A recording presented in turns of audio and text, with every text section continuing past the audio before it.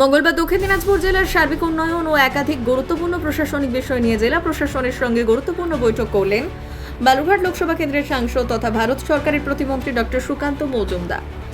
দক্ষিণ দিনাজপুর জেলা শাসকের দপ্তরে অনুষ্ঠিত এই বৈঠকে উপস্থিত ছিলেন দক্ষিণ দিনাজপুরের জেলা শাসক বালা সুব্রামানিয়ামটি এবং জেলা পুলিশ সুপার চিন্ময় মিত্তাল। জেলা শাসকের দপ্তরে জেলা শাসকের কক্ষে অনুষ্ঠিত এই প্রশাসনিক বৈঠকে জেলার উন্নয়নমূলক প্রকল্প, প্রশাসনিক কাজের অগ্রগতি, আইন শৃঙ্খলা পরিস্থিতি সহ বিভিন্ন গুরুত্বপূর্ণ বিষয় নিয়ে বিস্তারিত আলোচনা হয়। পাশাপাশি কেন্দ্রীয় সরকারের বিভিন্ন প্রকল্প দ্রুত ও সঠিকভাবে বাস্তবায়নের বিষয়েও আলোচনা করা হয়েছে বলে সূত্রের খবর।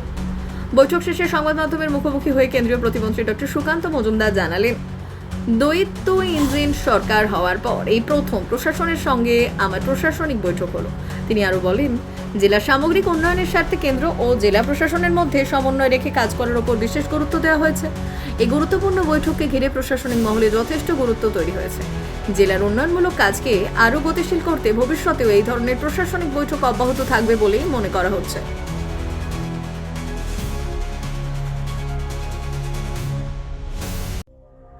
সংবাদটি নিবেদন করছেন স্বস্তিলোক উৎসব ভবন, গঙ্গারামপুর, দক্ষিণ দিনাজপুর।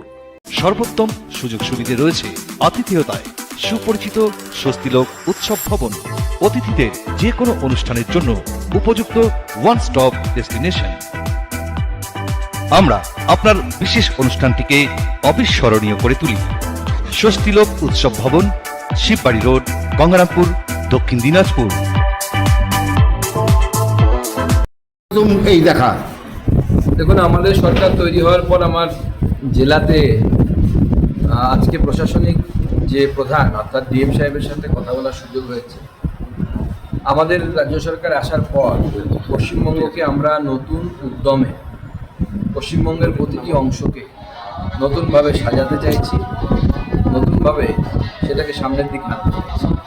স্বাভাবিকভাবে দক্ষিণ দিনাজপুর জেলাও এর বাইরে নয়। তো দক্ষিণ দিনাজপুর জেলাতে আগামী দিনে যে কাজগুলো আমাদের করতে হবে সেই বিষয়ে কথা হয়েছে। দক্ষিণ দিনাজপুর জেলার মেডিকেল কলেজ করতে হবে, আমাদের এয়ারপোর্ট, সেই এয়ারপোর্টটাকে চালু করার ব্যাপারে ডিএম সাহেবকে আমি অনুরোধ করেছি উদ্যোগ নেওয়ার জন্য। আমাদের বিশ্ববিদ্যালয়, দক্ষিণ দিনাজপুর বিশ্ববিদ্যালয় বহু আগে স্যাংশন হওয়ার পরেও তার বিল্ডিং আমরা তৈরি করে উঠতে পারিনি এখন। সেই বিল্ডিং তৈরির জন্য মাননীয় ডিএম সাহেবকে আমি অনুরোধ করেছি রাজ্য সরকারের কাছে কমিউনিকেট করার জন্য, রাজ্য সরকারকে জানানোর জন্য। এছাড়াও আমাদের বুনিয়াদপুর কালিয়াগঞ্জ রেল প্রকল্প, তার জমি অধিগ্রহণ, হিলি বালুরঘাট রেল প্রকল্পে সামান্য কিছু ল্যান্ড সমস্যা আছে, জমির সমস্যা আছে, অর্থাৎ স্কুল আছে, মাঝে স্কুলকে শিফট করতে হবে, অন্য জায়গায় স্কুলকে নিয়ে যেতে হবে, এই বিষয়গুলো আছে, সেগুলোও সমাধান করার জন্য বলা হয়েছে। এবং তার সাথে সাথে দক্ষিণ দিনাজপুর জেলায় আগামী দিনে কর্মসংস্থানের জন্য কি কি করা যেতে পারে, এগ্রি বেসড অর্থাৎ কৃষি ভিত্তিক শিল্প এখানে কিভাবে হতে পারে, আমাদের যুবকদেরকে ট্রেনিং দিয়ে আগামী দিনে যেন এখানে না হলে আশেপাশে কোনো জায়গায় বা কলকাতায় আমরা কিভাবে তাদেরকে কর্মসংস্থানমুখী করতে পারি, বালুরঘাট কলেজকে আরও ভালো করা, বালুরঘাট বিশ্ববিদ্যালয়ের ক্যাম্পাস, স্থায়ী ক্যাম্পাসে বিল্ডিং কমপ্লিট হওয়ার আগে সেটাকে স্থানীয়ভাবে অর্থাৎ সাময়িকভাবে চালানোর জন্য তার উপযুক্ত জায়গা খোঁজা। আমরা বেশ কয়েকটি জায়গা নিয়েও আলোচনা করেছি কোথায় কোথায় শিফট হতে পারে, কারণ বালুরঘাট দক্ষিণ দিনাজপুর বিশ্ববিদ্যালয় বর্তমানে একটি বেসরকারি বিএড কলেজের বিল্ডিংয়ে চলছে, যেটা আমাদের জন্য মোটেও খুব একটা গর্বের বিষয় না। সেক্ষেত্রে আমরা কোনো একটি কলেজে আপাতত স্থানান্তরণ করার কথা ভাবনা চিন্তা হয়েছে, যাতে ছাত্রছাত্রীরা সেখানে উপযুক্ত পরিকাঠামো পেতে পারে। এবং খুব তাড়াতাড়ি আমরা চেষ্টা করছি দক্ষিণ দিনাজপুর বিশ্ববিদ্যালয়ের বিল্ডিংয়ের কাজ শুরু করা, যাতে তার নিজস্ব বিল্ডিং হয়। অনেক বিষয়ে আলোচনা হয়েছে, আমি দুই চারটি আপনাদের সামনে তুলে ধরলাম। হোল্ডিং সেন্টার হবে এখানে, এই জেলাতেও হবে।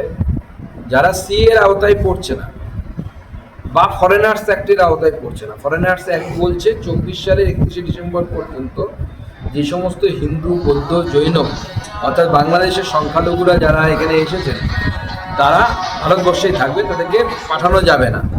তারা বাদ দিয়ে অন্যান্য যারা আছেন, যারা ভারতীয় নাগরিক নন, তাদেরকে পাঠানোর জন্য হোল্ডিং সেন্টার থাকবে, সেখানে রাখা হবে। যারা ভারতীয় নাগরিক নয় তাদের চিহ্নিত করা হচ্ছে কিছু সে প্রশাসন করবে আগামী দিনেও করবে।